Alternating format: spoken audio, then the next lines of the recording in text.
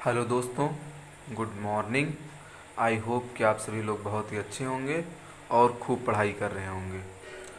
आज के इस वीडियो लेक्चर में हम गिब्स मुक्त ऊर्जा, गिब्स फ्री एनर्जी के बारे में पढ़ने वाले हैं। गिब्स फ्री एनर्जी क्या होती है बच्चों? जैसे कोई प्रक्रिया हो रही है या कोई अभिक्रिया हो रही है, ठीक, तो उसमें से अगर कोई ऊष्मा या ऊर्जा निकलती है और उस ऊष्मा या ऊर्जा को हम क्या कर सकते हैं, किसी दूसरे अभिक्रिया या किसी दूसरी प्रक्रिया में उसका उपयोग कर पाते हैं, तो उसको कहते हैं गिब्स मुक्त एनर्जी। ठीक है, तो कोई एक प्रक्रिया, मान लेते हैं कोई एक प्रक्रिया या अभिक्रिया भी हो सकती है,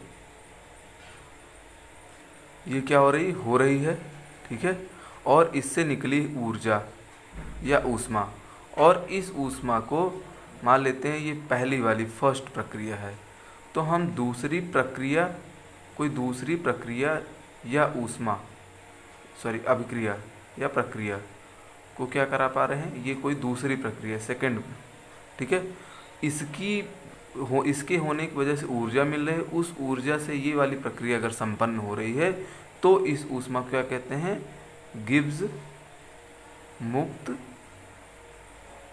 ऊर्जा, गिब्स फ्री एनर्जी कहते हैं। ठीक है बच्चों, देखते हैं इसको किस तरीके से कैलकुलेट करते हैं, कैसे इसका क्या फार्मूला आता है। तो देखिए, मैं एक प्रक्रिया लिख रहा हूँ, ये है मान लीजिए जिंक की प्रक्रिया क्या हो रही थी अभी पिछले वीडियो लेक्चर में, जिंक डबल प्लस और 2 इलेक्ट्रॉन क्या कर रहा था, वो दे रहा था।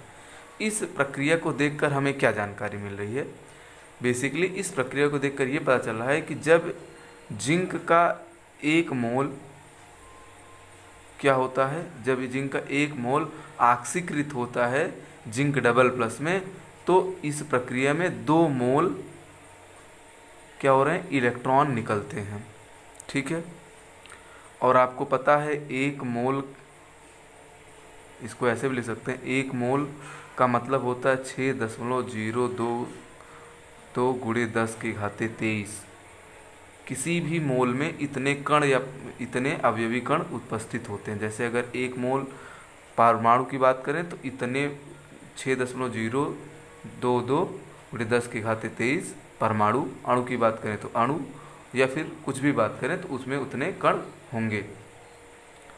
अब अगर एक मोल इलेक्ट्रॉन की बात हो रही है, 1 मोल इलेक्ट्रॉन की बात हो रही, तो इसका मतलब क्या हो गया, इतने इलेक्ट्रॉन। ठीक है, और एक इलेक्ट्रॉन पर कितना चार्ज होता है भाई, तो अगर इस चार्ज की बात करें 1, तो Q की वैल्यू यहाँ पर देखिए क्या हो जाएगा, इसमें E से मल्टीप्लाई हो जाएगा क्योंकि 0.23 इंटू 10⁻23 सॉरी 2, इसका होता है 1.6 इंटू 10⁻−19। वैसे माइनस में होता है तो हम उसमें माइनस कंसिडर नहीं कर रहे हैं, तो ये क्या हो जाएगा, ये हमारा हो जाएगा 96,500 लगभग।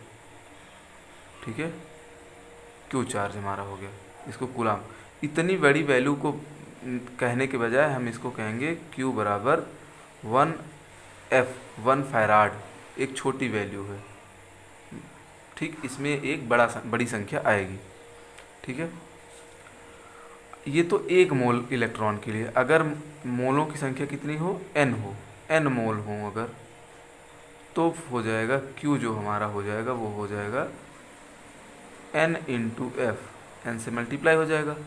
ठीक है, इसको हम बना लेते हैं समीकरण नंबर 1 और आगे बढ़ जाते हैं। हमको पता है कि जो किया गया कार्य होता है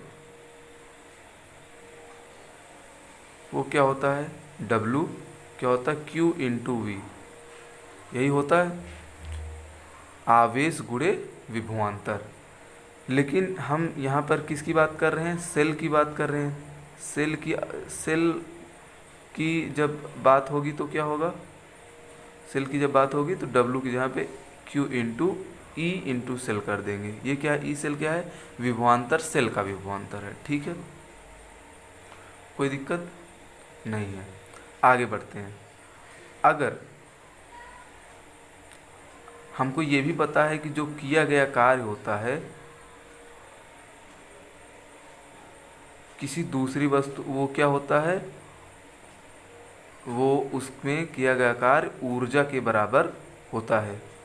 आपने पढ़ा होगा कक्षा 11 में वर्क एनर्जी थ्योरम, कार्य ऊर्जा प्रमेय, जिससे आपने ये सीखा था कि कार्य जो होता है ऊर्जा के बराबर होता है। तो यहाँ पर जो कार्य हो रहा है वो दूसरे में किस में हो रहा है? गिब्स फ्री एनर्जी में, मतलब गिब्स मुक्त ऊर्जा में, और गिब्स मुक्त ऊर्जा को कहते हैं डेल्टा जी। तो ये जो कार्य है डेल्टा जी में परिवर्तित हो गया। ठीक, तो हम लिख सकते हैं समीकरण ये 2 है, ये समीकरण 3 है। तो समीकरण 2 और 3 से क्या लिख सकते हैं कि डेल्टा जी बराबर Q इंटू ई सेल। ठीक है, अब हमको पता है Q की, ये इसको समीकरण 4 बना लेते हैं। अभी हमने Q की वैल्यू निकाली थी N इंटू एफ, जहाँ पे N है नंबर ऑफ मोल्स, F है फैराड, जिसमें 96,500 कूलाम होते हैं। ठीक है, तो यहाँ पर आया डेल्टा जी की वैल्यू आ जाएगी, और डेल्टा जी की वैल्यू हमेशा किए गया कार्य जो होता है वो ऋणात्मक लिया जाता है। ठीक है, क्योंकि जो कार्य किया जाएगा वो उसमें ऋणात्मक रूप से उसमें संचित होता है, तो माइनस डेल्टा जी हो जाएगा ये। तो यहाँ पर ये इसको जी यहाँ पर हटाकर हम इसको माइनस को इधर लगा देते हैं। ठीक, तो माइनस क्यू, और क्यू की वैल्यू यहाँ पे एन एफ रख दें, तो एन एफ क्या हो गया? E cell. तो ये हमारा गिब्स मुक्त एनर्जी आ गई किसी भी सेल का। लेकिन अगर हमें पता करना है किस पे? मानक रूप में, मानक स्थिति में। मानक स्थिति का मतलब स्टैंडर्ड में, जिसमें कोई भी सेल क्या हो, जिसका उसका जो दाब हो 1 ATM हो, उसका तापमान जो हो 298 केल्विन हो। ठीक है, और जो उसकी मोललिटी हो कितना हो? 1 हो। ठीक है, तो क्या होगा? तो हो जाएगा, इसको करेंगे डेल्टा जी नॉट, बस नॉट लगा देंगे, और minus n F same formula रहेगा, बस नॉट लगा देंगे।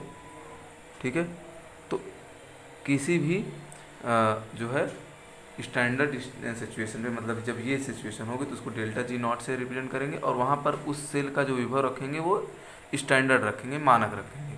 तो इस प्रकार से हमको ये गिब्स मुक्त एनर्जी, गिब्स मुक्त ऊर्जा जो है हमें मिल जाएगी, और ये फार्मूले हमें मिलेंगे। ठीक।